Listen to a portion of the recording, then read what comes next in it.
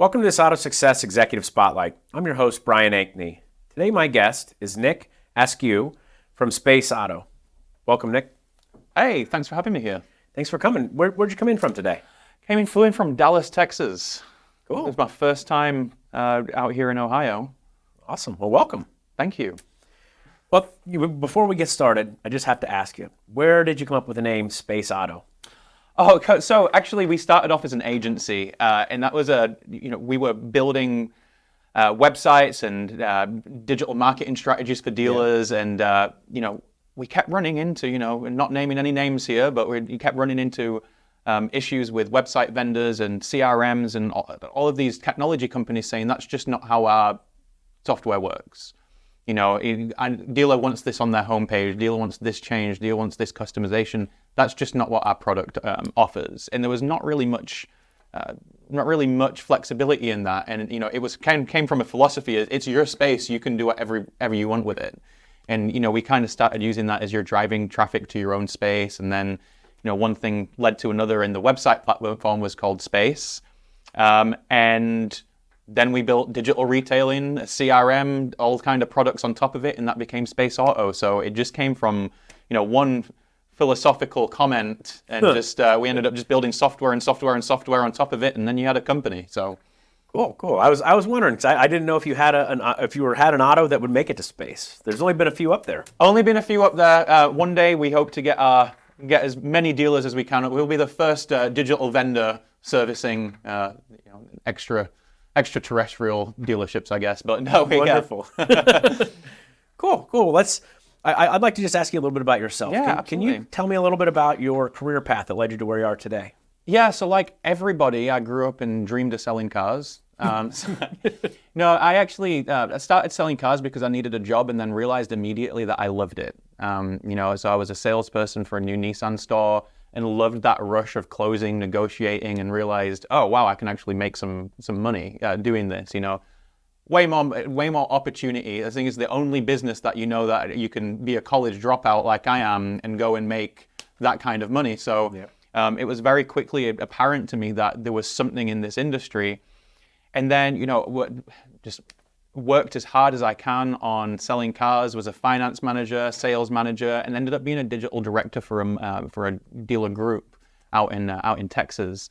And, eventually just thought to myself, I was handling, digital marketing strategies, websites, all of these things for all of them, and, trying to pull everything together, realized that I wanted to go solve those problems on a bigger scale. So I very kindly asked our dealer principal if I could make them a client and not an employer, and they agreed, and rest is history. Wow, that's great.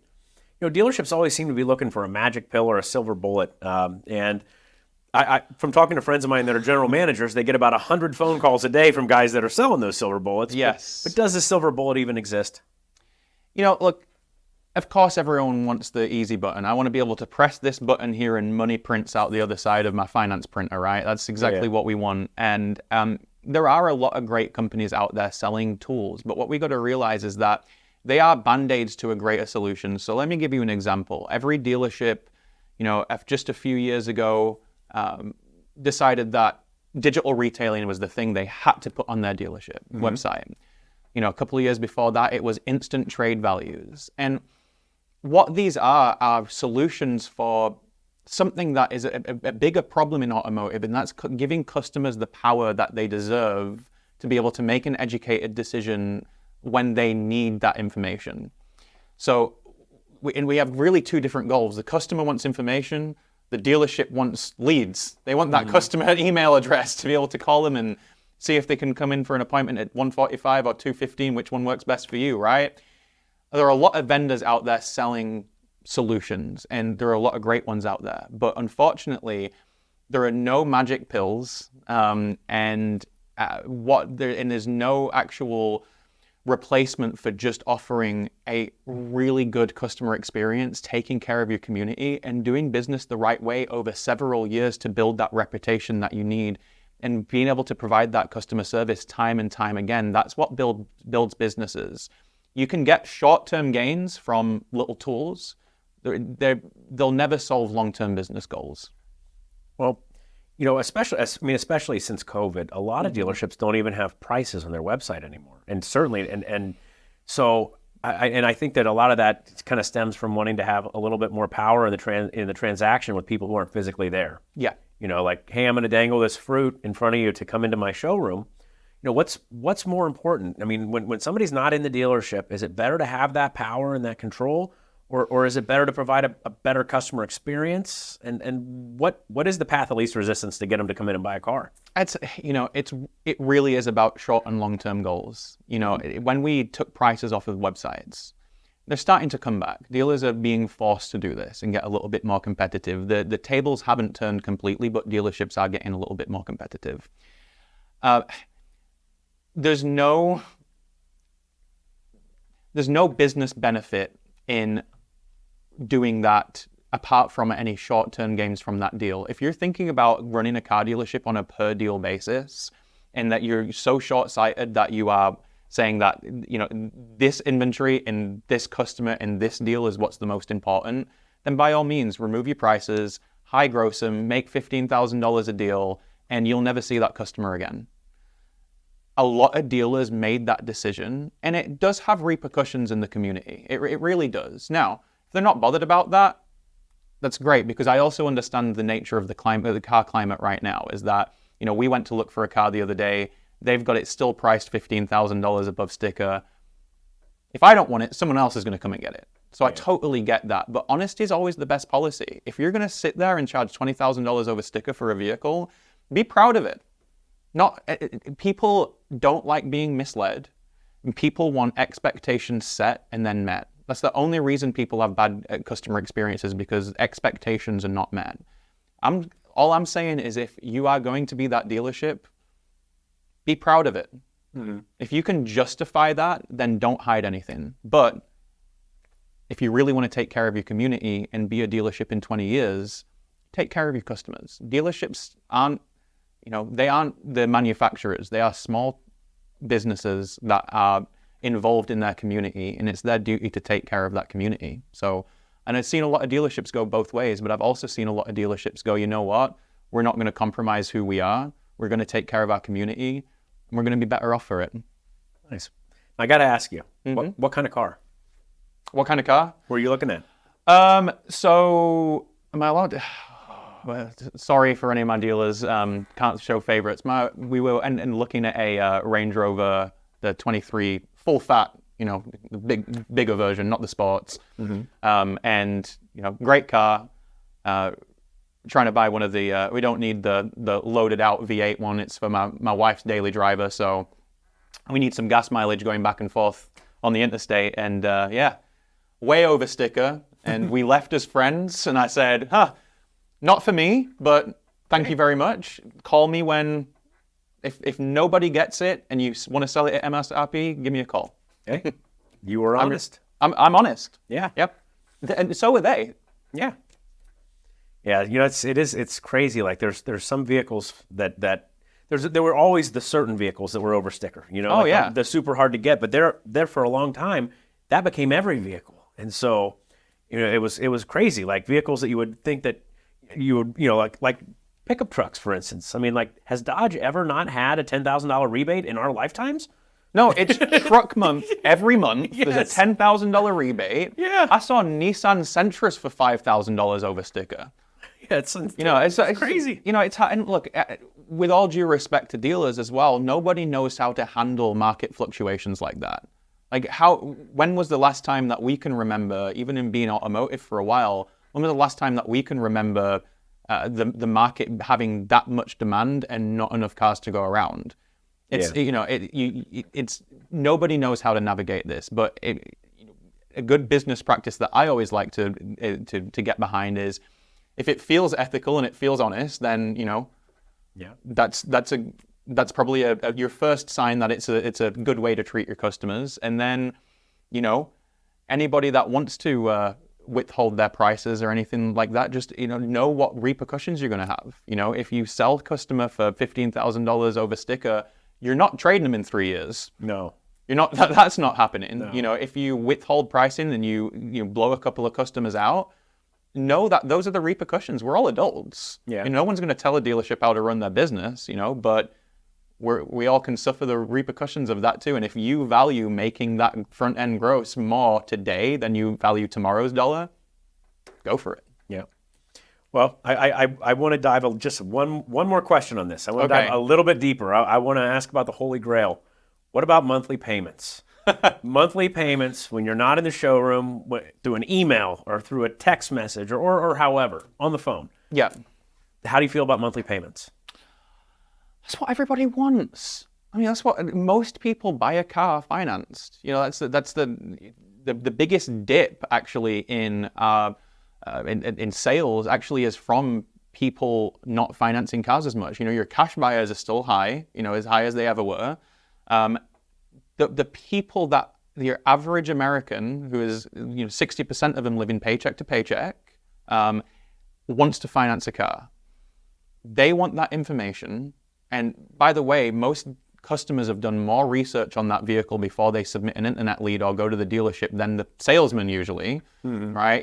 They're doing 10, 15 hours of research before going there. If they've reached a point where they've identified a vehicle, they've identified that they want to trade, and your average consumer is a little smarter than they were 10 years ago as well. Most people know right around where their credit is. Most people know, and they're trying to construct this deal together. People want monthly payments. Dealers don't want to always give them to them because they want to do what?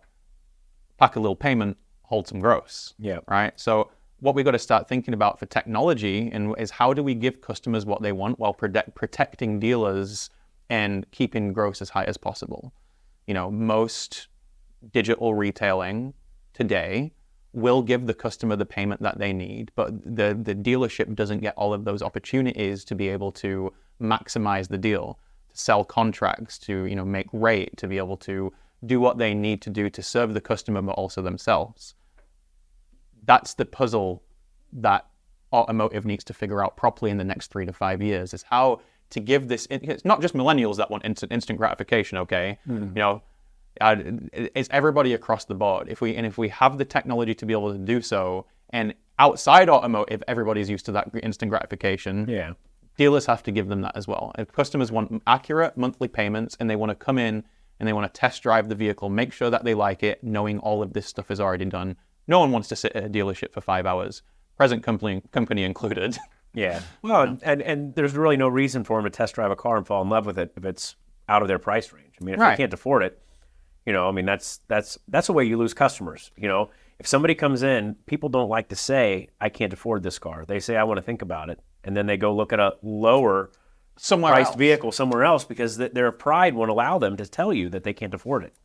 Yes, and then what happens is the customer comes in regardless. You say, let's just set an appointment. Let's see if you like it, and then we'll work numbers on. And then they fall in love with the Range Rover, but they got a Nissan Rogue over here that is the one that they can be approved for. Yeah. No one's leaving with the Rogue after driving that. So it actually serves dealerships to be able to make sure that these deals are constructed collaboratively with the customers, so then you can just give them what they want. You'll be surprised at how many people have a fantastic experience if you just give and then take, right? You give them what they want and then ask for the business. The moment you start putting up those barriers, and they're a choice, because a dealer can give the payment, the dealer can have the technology to give them exactly what they want, but they want control more. So people are willing to lose customers over that. Well, and really, I think that most people are good enough at using the internet now to, if the dealer in their own market doesn't have a payment tool, they can go to another market and use a payment tool. So they're going to get the information either way. Yeah, it's just a matter of who are they going to get it from. Yeah, they're definitely going to get it. Cool. I want to talk about AI. Okay. And not the Terminator stuff. We're going to leave John Connor out of this conversation. Okay. We'll try. Unless it's necessary. But I want to talk about AI in the dealership. Okay. And this is kind of a 4-part question. Because I want to come at it from a few different angles. And let's talk about the salesperson. Let's talk about management. Let's talk about F&I. And let's talk about customers. How is AI going to affect each of these groups, and how's it going to improve? How's it going to improve their experience? So AI, everyone's scared of, right? But we had. You can think back to the 70s, and we had automation of factories, right? And people weren't putting everything together. We had a robot arm that came and made the first piece and moved it down the conveyor belt. That was scary because that was a blue-collar industrial revolution, right? We're starting to see a very similar thing, and it's a white-collar industrial revolution. Because what you're doing is, and what AI is able to bring to us is logic and reason. Old-style algorithms and computation and things like that just get, you had to come up with the hypothesis and then run the math. With AI, it does the thinking for you. So now you couple that with traditional computing and you've got something that's very scary to people who make their money thinking, which is what car dealers do. A salesperson is strategic. A sales manager is strategic. They're thinking, where can I send this deal? How much money do I need down? Can I get it hung? Is Ally going to do it? And I'm going to send it to Westlake. They're thinking, and that's what their job is. You bring AI into the picture and you give it all of this data points. You suddenly start to be able to have a salesperson automatically know what the next best thing to say is to a customer based on data, based on what they're most likely to respond to. That's scary, right? You've got sales managers that can automatically load a deal and look at 20 million data points and go, actually, Brian, I think you should, we already did his soft credit pull here. Looks like he's interested in this vehicle. Looks like that's his trade value. I should send it to Ally. Because at Ally, you're going to make the most rate. Oh, and you're also going to have the highest finance reserve. So all of the job that the sales manager is doing can be done instantaneously because take a sales manager, a good one works a couple of thousand deals a year. All right, it really works them, gets them to finance. There's any larger than that, you start having multiple sales managers. But what if that sales manager could look at 20 million deals a year? And that's a big thing that we can put into place. What if your finance manager knew, instead of just thinking about, hey, what service contract can I put on that makes the most money? It's actually instantly, what service contract can I sell them that gives us the most lifetime customer value? Do they come back to the service department? Do they buy again? All of these things can now be thought about instantly. Now, here's why it's not scary. It's because it gives the customer, now going back to your fourth part there, what did we miss? Customers. If a customer can be given an instant answer of where their vehicle is in the service department. You know how many people we call or we mystery shop or dealers nobody can ever get hold of their service advisor because they're outside in the blazing heat, with 8 cars in line, trying to get service written up by people who are not happy. The phone's ringing, someone's saying, where's my car? They can't get, the operations side of it is incredibly hard. But what if the customer could have that? What if the customer could find out if they're approved instantly? What if the customer could get answers that they need about what their payments are going to be and how much their trade is worth without waiting for someone to pull them through the process? All of these things that seem scary have huge implications on customer experience. And if you reframe it to, you still need the human beings to be able to facilitate the deals. You still need to buy the cars. You still need to have the human-to-human contact. This lets technology get out of the way and gives that salesperson superpowers. I have got a salesperson from a dealership that came to me personally and said, thank you so much for one of our AI features. You know why? Because he was illiterate. He could read. He's not great at typing. That allowed him now to get internet leads. And he was able to change how he sold cars and not get himself out of a job that he could only get floor ups and now take internet leads and provide for his family, right? If you stop thinking about AI as something that is at odds with humanity and start thinking about it as something that can give us all superpowers, that's where we start making this make sense. I have a lot of guests that bring up the fact that managers, like every manager, has 80 hours of work to do with 20 hours or with 40 hours or 60 hours to do it, and so what always falls out? Training. What always falls out? Customer experience, customer interaction, because they've got a gazillion reports and a gazillion deals to hang, and they got all this stuff to do. But if AI, what you're saying is AI gives the salesperson superpowers, gives the manager the time to actually manage, and at the end of the day, the customer wins across the board because they're getting a better warranty and a better loan and a better experience. And the dealer can't help but win, because if everybody in the building wins, the dealer wins too, right? Yeah, if the customer wins, the dealer wins, everybody does. And you're absolutely right. You know, we are so reactive in automotive. And look, I've been on the desk, I've been in the finance office, I see those folders stacking up. We had a little folder thing right there, and there's a manila envelope for every deal.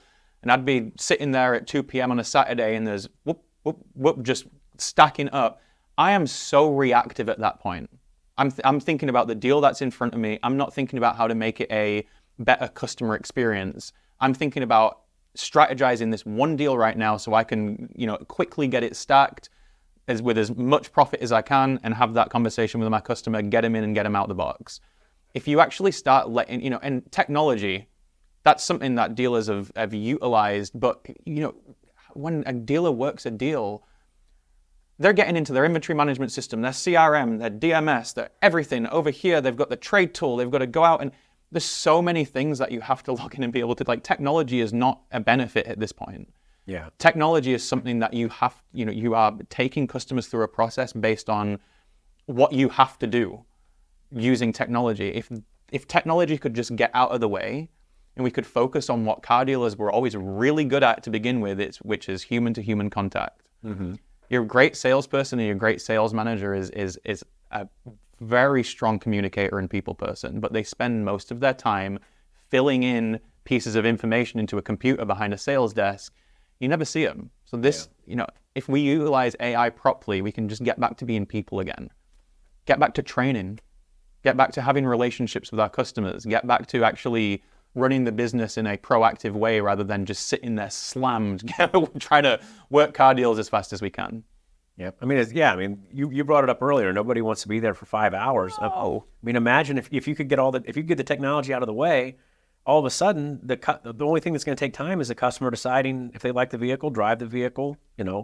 That's the only thing that takes time. If the technology just does its job. If the technology does its job, the car buying experience should actually be delightful, right? Because it's exciting. Who doesn't? Driving away with a new car is something that you're in the ether, you're having a great time, you got to do 5 hours of paperwork. Yeah. And that guy in the back office is going to shout at you for a few minutes until you buy the service contract. That's not how something that exciting should go. Yeah. No matter what car you're buying, it's an important milestone.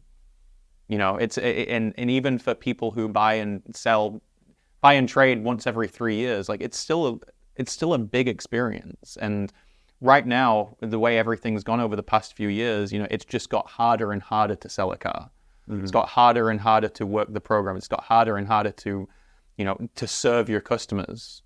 They have more expectations. They're more educated than they ever have been. So let's get technology out of the way and have it serve us rather than the other way around. We shouldn't be sitting in there with our CRM going, we've got these tasks to do. We should be making that CRM work for us. That's a happy image. Instead of like a robot rolling over and crushing a bunch of skulls, we're actually, AI is going to bring us happy customers and profitable businesses and probably much better work environments, right? Much better work environments. Look, if we sit back and look at what all of the things that AI can give us, and actually provide the customer that, what do we want? Do we want to take service calls anyway for customers saying, when's my car going to be ready? No, we don't want to do that. So let's just find all the things that need replacing that we don't enjoy doing anyway, or that isn't a pleasurable experience for the customer. Start chipping away at that and really start thinking about customer experience again. Yeah. Over the past few years of COVID, selling a car, if you walked into someone, you could sell them a car. And if someone came on your lot, they were definitely buying no matter what price you put on there. It's time to get strategic again. Yeah. I want to ask you about the hybrid experience. I mean, very few people are either one or the other. Talk about the hybrid experience and what's the best way for it to happen? The best way for the hybrid experience is actually an incredible thought that we're going to have to live with for a long time, and because I think it's always going to be hybrid. I don't think you're ever going to have a true experience that is perfect for the customer, that they can't walk into a dealership and lay eyes on something. People have tried, and yes, there are very successful businesses that have done direct to consumer, will deliver it to you. Some have risen and fallen. But for that customer that needs something, all good and well when the car deal, they're a great, 800 credit score, they got a paid for trade, they're coming in, they know what they want, they're paying cash or whatever, right? It's like a realtor, right? A realtor's great when things go wrong. A car salesperson is great when things go wrong. When you can't get approved, when you don't have it in stock, when you need to get tires on a used vehicle in 2 days. And that's what people want, and they want to be able to call someone and have their car guy, right? The hybrid experience, though, is that not everyone wants to be treated the same way. And this is what car dealers have done for a really long time, is our process. Mm-hmm. When I was taught to sell cars, it was, you get your meet and greet, you fact find, you do inventory selection, you walk around, you offer them some water, you bring them in, you stack of forms, or you trade in a car, you go devalue their trade. Like this is our process, mm-hmm. and this is the steps that we do it. And if a customer wants to, change that, then I'm going to get shouted at by the desk. So yeah. I'm going to get cussed out, and why did you do that? So, but the mentality with that is really strange, because I've never been in an environment where, I go to a restaurant and I say, well, actually, I don't want that how it's served. Can I get some A1 sauce for this Wagyu steak? Well, the chef is heavily offended. Yeah. They're still going to give me what I want. Yep. So now think hybrid and think online. Not everybody wants to buy a car online without seeing it. Not everyone wants to go to the dealership and spend 5 hours. I don't want to buy a car the same way as you want to buy a car. I have different needs. I have different starting points. I want to know that you give me something for my trade before I even start thinking about it.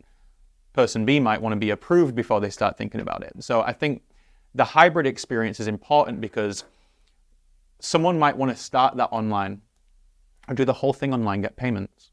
Some people might want to just put their information in online and schedule a test drive appointment. Some people might not want to do that whatsoever. Right? So I think what dealers need to do is have a good process that serves both the customers at the dealership and online, to where someone can buy on their own terms. And if they want to do absolutely everything and have it delivered, they can. Mm-hmm. If they want to do just everything and then still come and test drive it, they can. And the customers are able to buy, and you collaborate on a deal with a dealer exactly how you want to. I'm never going to be able to tell you that this is the way people should buy cars. Never going to work that way. Because how do you convey that to the customer that you're willing to do that? We've all been conditioned that, you go in the dealership, and if you don't test drive the car, they're not going to tell you how much it costs. If you don't do a service walk, you're not, we all know if you bought 5 cars, you've maybe walked down 5 different paths, but none of them were yours. Mm-hmm. How do you let the customers know when they walk in or when they meet you online that, let me know how you would like to do this? How do you tell them that? You give them the options to be able to do it. Mm-hmm. All right. You give them the payments right there on the vehicle page. If they want more, if they want very specific payments that are to their credit and that, trade value and everything, you give them the option to do that as well. And you walk people through a path of not gatekeeping information. You give, then take. And I think that's what a lot of these website providers did for a really long time. We take and then we'll give you. Give us your email and we'll give you the information you want. Come in for an appointment, we'll give you the information that you want. I think if we just flip that script and say, here's what you're looking for, now we deserve to ask for the business. And then we drive people through a process online that is literally lets them choose their own adventure. That's what it's going to take. It's going to take, dealers getting out of the mentality of, I want to be in control before I give any information, to, here you go, now I deserve it, I'll ask. Interesting. Now, do you have a lot of dealerships that are doing that today? Yeah, we've got tons of dealerships that are, and we've got dealerships across the board. We've got buy here, pay here's that, they can't give payments until they work out some things and they see steps, and and they do that online. And I've got dealers that will just go all out. Here, buy the car online. We've got some very progressive dealers that are, some BMW dealers that are in the top of their region, mm-hmm. and they will pre-sell every new car that they have. They're used cars. It's super easy to buy online, and they're just in it to provide a valuable customer experience. And then you can tell. You can tell when you call them. You can tell when they go to when you go to their website. You can just feel it. And it's like the Ritz-Carlton approach, right? They're always anticipating what the customer needs, the next step. Mm-hmm. I'm not waiting for you to tell me. I'm thinking, okay, he's looking at the vehicle. I bet he wants to know payments next. Just give it to him. If you just anticipate someone's needs and say, here you are, you don't even have to ask. You'll be so surprised how much of a positive customer experience they have. It sounds like it. Is there anything else you'd like to share with our audience, Nick, before we go? No, really, it's just around this. We're on AI and around customer experience, right? Mm-hmm. There are tons of things that we can't do because of technology. We can't tell you immediately where your vehicle is in service, how long it's going to take. I can't give you that answer immediately. I can't always tell you, who's going to pick your loan up immediately. I have to work the deal a little bit. If you start thinking about filling in all of those gaps of, okay, I can't do this. I can't provide my customer this experience because of X. There is a lot of technology coming and in place today where you can actually start solving those problems. And I would just urge dealers over the next couple of years to really start thinking about digital and in person, who they are and what they want their customer experience to be. Because everybody can slash prices, everybody can find the car, everybody can go to auction and get you what you want. So, inventory is plentiful, right? And that it's going to continue to rise. The scarcity of inventory is going away. Yeah. Customers are going to expect this from every industry, not just automotive. Customers are going to expect that instant gratification, and they're going to expect to be able to do business on their own terms.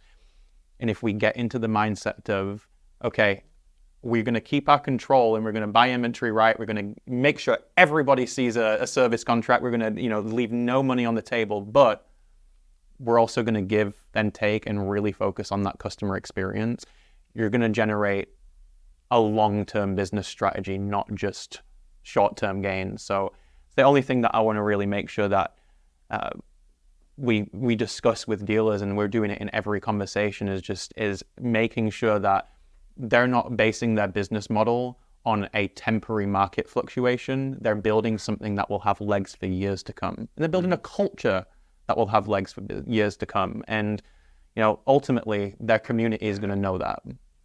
Nice. Well, thank you for coming today. Yeah, thank you for having me. It was great to meet you absolutely. in person. You too. Yeah. Finally. Yeah. And thank you for taking the time to join us for this episode of the AutoSuccess Executive Spotlight. I'm your host, Brian Ankney. Today, my guest has been Nick Askew from Space.Auto. We hope to see you again soon. This episode is Over the Curb and Burning Gas.